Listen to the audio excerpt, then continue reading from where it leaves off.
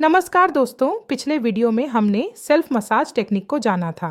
आज हम naval oiling यानी नाभि में तेल डालने की प्रक्रिया को समझेंगे।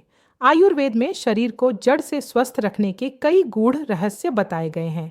इन्हीं में से एक अत्यंत प्रभावशाली लेकिन आज के समय में लगभग भूली हुई विधि है नाभि में तेल डालना, जिसे आयुर्वेद में नाभि पूरण कहा जाता है। नाभि केवल पेट का केंद्र नहीं है, बल्कि यह शरीर की 200 से अधिक नसों और सूक्ष्म स्रोतों का संगम स्थल है।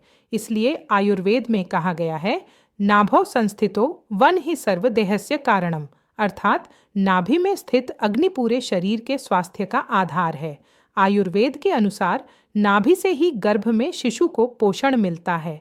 जन्म के बाद भी नाभि हमारे पाचन, हार्मोन्स, प्रजनन, मानसिक और त्वचा स्वास्थ्य से जुड़ी होती है। चरक संहिता में कहा गया है, नाभि मूलम शरीरस्य, अर्थात नाभि शरीर की जड़ है। जब हम नाभि में उचित औषधीय तेल डालते हैं तो वह तेल त्वचा द्वारा अवशोषित होकर सूक्ष्म नाड़ियों के माध्यम से पूरे शरीर में असर करता है। नाभि में तेल डालने की सही विधि: रात को सोने के पहले पीठ के बल लेटकर नाभि को साफ करके 3 से 5 बूंद गुनगुना तेल नाभि में डालें। 2-3 मिनट हल्की गोलाई में मसाज करें। यह प्रक्रिया 21 दिन नियमित करने से विशेष लाभ मिलता है। दोस्तों, अब हम देखेंगे किस बीमारी में कौन सा तेल इस्तेमाल करना चाहिए। पेट दर्द, गैस, कब्ज में एरंडी का तेल, इससे पाचन अग्नि सुधरती है, गैस और सूजन कम होती है। आयुर्वेद में एरंडी के तेल को वाताहर कहा गया है। हार्मोन्स असंतुलन और पीरियड्स की समस्या में तिल का तेल सर्वोत्तम माना गया है। गर्भाशय को पोषण देता है, पीरियड्स को नियमित करता है और महिलाओं के लिए श्रेष्ठ माना गया है। जोड़ों के दर्द में और कमर दर्द में महानारायण तेल वात दोष को शांत करता है, नसों को मजबूती देता है। अनिद्रा, तनाव और घबराहट में ब्राह्मी तेल, यह मन को शांत करता है, नींद में सुधार लाता है, मानसिक थकान को भी दूर करता है। त्वचा की समस्या, झुर्रियां हो तो बादाम का तेल और नारियल तेल सर्वोत्तम माना गया है। यह त्वचा में नमी लौटाता है, चेहरे पर ग्लो लाता है और ड्राइनेस को दूर करता है। जिन लोगों की इम्यूनिटी कमजोर होती है और बार बार बीमार होते हैं, उन्हें सरसों का तेल इस्तेमाल करना चाहिए। शरीर को उष्णता प्रदान करता है और रोग प्रतिरोधक शक्ति को बढ़ाता है। आयुर्वेद कहता है, स्नेह नित्यम प्रयोज्य, अर्थात नियमित तेल का प्रयोग शरीर को दीर्घायु और बल प्रदान करता है।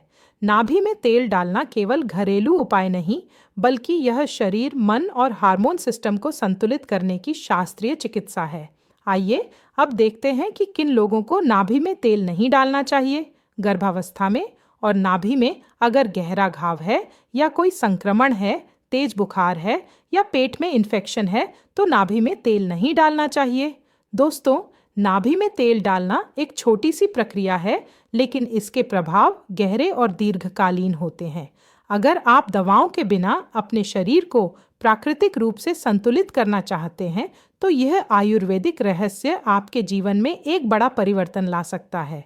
मॉडर्न साइंस भी यह मानती है कि नाभि का क्षेत्र पेट की दीवार का ऐसा भाग है जहां त्वचा अपेक्षाकृत पतली होती है और उसके नीचे घनी नर्व एंडिंग्स, लिम्फेटिक चैनल्स और ब्लड सप्लाई मौजूद रहती है।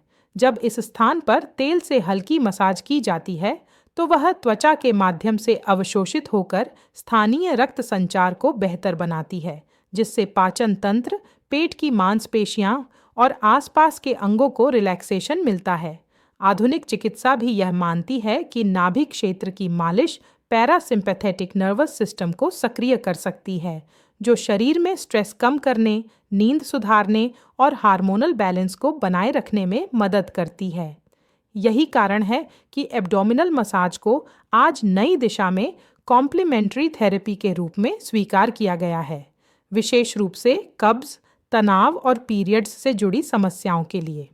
इसके अतिरिक्त मॉडर्न डर्मेटोलॉजी के अनुसार तेल में मौजूद फैटी एसिड्स और बायोएक्टिव कंपाउंड्स त्वचा के माध्यम से सीमित मात्रा में शरीर में प्रवेश कर सकते हैं।